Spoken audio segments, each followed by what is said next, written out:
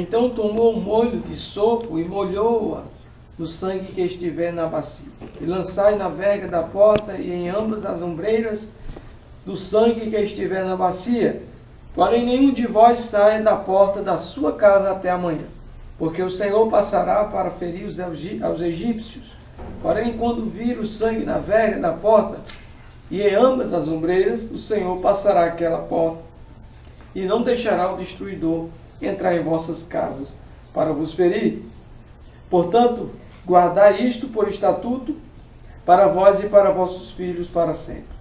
E aconteceu à meia-noite que o Senhor feriu todos os primogênitos na terra do Egito, desde o primogênito de Faraó, que se sentava em seu trono, até o primogênito do cativo que estava no cárcere, e todos os primogênitos dos animais.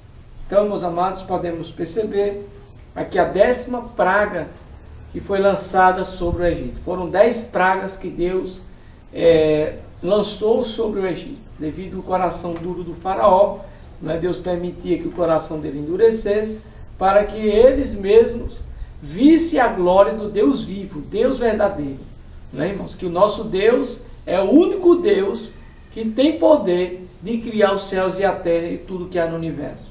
E Deus de Israel, Deus vivo, Deus Jeová, Javé, mostrou a Faraó no Egito que diante desse Deus, nenhum dos deuses do Egito eram capazes de deter o plano de libertação de Deus para o povo de Israel. Irmãos, quando Deus tem promessa de libertar alguém, seja do vício, da droga, seja do vício, do pecado, da mentira, da idolatria, da feitiçaria, quando Deus tem promessa de mudar a vida de alguém, irmãos, quando, por sua vez, Deus determina algo, a Bíblia diz lá em Isaías 43:13, que ainda antes que houvesse dia, eu sou, e ninguém há que possa fazer escapar das minhas mãos. Operando eu, quem impedirá? Quando Deus quer agir, ninguém impede. Ninguém pode impedir. E foi assim com a nação de Israel. Deus, ouvindo o clamor do seu povo, e Deus já tinha feito promessa a Abraão, que da sua semente ele faria uma descendência numerosa como as estrelas do céu e como as areias do mar. Então não podemos deixar de valorizar que Deus fez uma aliança antes com Abraão, um concerto abraâmico, e o que Deus fala ele é fiel para cumprir, como está lá em Números 23:19, que Deus não é homem para que minta, nem filho de homem para que se arrependa. Se ele falou, ele confirma e ele cumpre. A sua palavra é fiel para se cumprir. Então Deus, ele, depois de 430 anos, não é, irmãos? Porque a geração de José do Egito começou ali a residir no Egito, depois da seca, não é, que houve ali de 7 anos. Jacó migrou com seus 12 irmãos, com seus 11 irmãos para o Egito, para residir ali, e eles foram acolhidos por José, que era governador do Egito, e naquela época o faraó que estava, ele era amigo de José, e eles foram bem acolhidos na terra do Egito. Encontraram terras, encontraram trabalho para eles, mas depois disso veio outro faraó. José morreu, por sua vez, e a profecia que ele havia falado, que os ossos dele, por sua vez, deveriam acompanhar o povo de Israel quando eles saíssem do Egito. Deus já tinha revelado isso ao próprio José, que os ossos dele deveriam sair dali, por sua vez, porque estavam enterrados ali no Egito.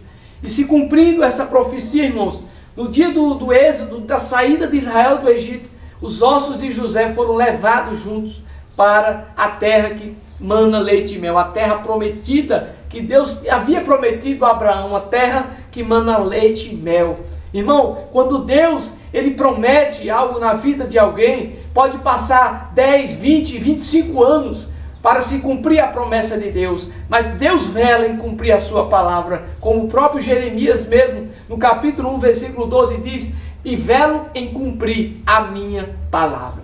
E isso aconteceu, meus amados. Israel foi liberto das garras do faraó, das algemas do Egito, da escravidão, da influência cultural, da poligamia do Egito.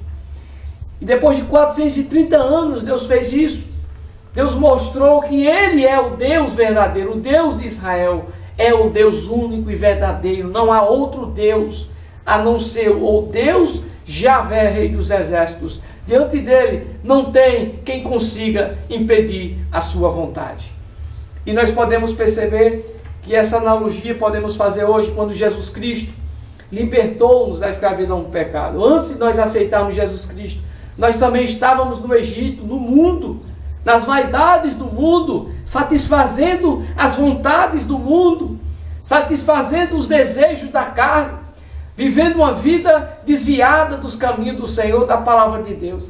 Até o dia em que Jesus Cristo nos encontrou e nos acolheu, e como ovelhas perdidas sem pastor, Ele curou as nossas feridas, Ele sarou, por sua vez, a nossa alma manchada pelo pecado com o seu sangue, e derramou sobre nós a virtude e o poder do Espírito Santo, para que nós possamos agora, revestido do poder de Deus, cumprir o ide que o Senhor Jesus determinou para a sua igreja. Aleluia, glória a Deus. E agora somos geração eleita, sacerdócio real, nação santa, povo adquirido. Deus nos chamou para anunciar as virtudes daquele que nos chamou das trevas para a sua maravilhosa luz. Ou seja, meus amados, hoje nós somos geração eleita por Deus para anunciar a palavra do Senhor a todas as nações da terra. Hoje nós somos descendência de Abraão. Hoje nós somos o Israel de Deus. Hoje nós somos a menina dos olhos de Deus. Quando Jesus nos libertou do pecado, por sua vez, nós passamos agora a estar livres pela graça. Nós estamos agora livres da condenação eterna por meio da fé em nosso Senhor Jesus Cristo. Você que está ouvindo esta pré-aula, entregue sua vida ao Senhor Jesus, porque Ele tem promessa de te libertar também e te dar promessas gloriosas na sua vida e na sua família. Continuando aqui na lição, vamos para a introdução. Na Páscoa, os israelitas relembram o modo milagroso pelo qual Deus operou a salvação de seu povo, livrando da opressão, do sofrimento, da angústia e da escravidão promovida pelos egípcios. Irmãos, não há nada pior para alguém do que viver oprimido, não é? Do que viver angustiado, por sua vez, que por viver sendo oprimido pelo inimigo das nossas almas, sem ter liberdade, sem ter, por sua vez, dignidade de adorar ao seu Deus, o nosso Deus, o Deus vivo. Israel não tinha direito de adorar o Deus deles. Israel vivia ali adorando, infelizmente, eles eram obrigados a adorar os deuses do Egito. Eles não tinham liberdade religiosa, eles não tinham independência religiosa, eles eram politicamente e religiosamente escravos do Egito. Até o dia que Deus determinou a libertação do seu povo das mãos do faraó. Quando Deus determina, meus amados, por sua vez não tem faraó que impeça. Não tem sistema político e religioso que impeça o agir de Deus em nossas vidas. Se você crê nesta palavra, que você possa dizer amém. Glória a Deus, louvado seja o nome do Senhor Jesus Cristo. Porque eu creio que o agir de Deus é lindo na vida daquele que é fiel a Ele. Era a lembrança da fidelidade de Deus, a sua promessa, do seu amor libertador e do cuidado sem igual em favor do seu povo. Nesta lição estudaremos os aspectos chave e simbólicos da Páscoa e o novo significado que é tão importante celebração assumiu com a morte e ressurreição de nosso Senhor Jesus Cristo. Glória a Deus. Então a Páscoa judaica são sombras das coisas que haveria de acontecer no futuro. No caso, quando o Messias prometido veio ao mundo, ele nasceu por meio de uma mulher virgem, uma mulher da descendência de Davi, se cumprir a profecia do profeta Isaías. Eis que a virgem conceberá e dará à luz um filho, e o seu nome será chamado Emanuel, que traduzido na língua grega, na língua judaica, quer dizer Deus é conosco. E se cumprindo essa profecia, o Emanuel, Deus é conosco, ele veio para libertar primeiro os seus. Como está escrito aqui em João capítulo 1, versículo de número 11 da palavra do Senhor. Evangelho de João capítulo 1, versículo 11 diz: veio para o que era seu e os seus não receberam. Versículo 12 diz: mas a todos quantos o receberam, deu-lhes o poder de serem feitos filhos de Deus, aos que creem no seu nome. Glória a Deus. Então todos os que creem né? Todos aqueles que passam a obedecer a palavra de Jesus Cristo, o Mestre Jesus, agora passam a ser filhos de Deus, ou seja, passaram de criaturas para serem filhos de Deus, porque todos aqueles que ainda não creram em Jesus, que não entregaram suas vidas a Jesus, ainda são criaturas, não é, irmãos? Porque nós fomos criados por Deus, não é? A imagem e semelhança de Deus. Deus não criou o homem para que o homem vivesse em rebeldia para com Deus. Deus não criou o homem para o homem viver nas drogas, na bebedeira, nos vícios, na prostituição. Deus não criou o homem para viver no homossexualismo, na bruxaria, na macumbaria, no espiritismo. Deus não criou o homem para ele viver escravo de Satanás. Deus criou o homem para que ele seja a imagem e semelhança de Deus. No princípio criou Deus o homem e a mulher, e disse Deus: frutificai e multiplicai e enchei a terra. Glória a Deus, louvado seja o nome do Senhor. O desejo de Deus para conosco é que nós possamos produzir muitos frutos para o reino de Deus. A Bíblia diz que sem Deus nada podemos fazer.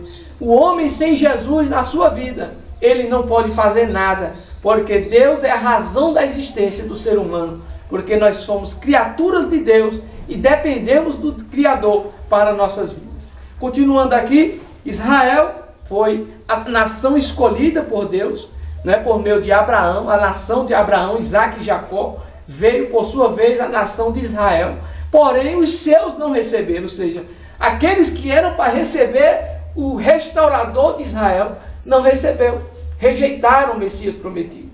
E nós que éramos gentios, agora recebemos e pela fé cremos nele e passamos agora a ser Israel de Deus, passamos a ser nação eleita,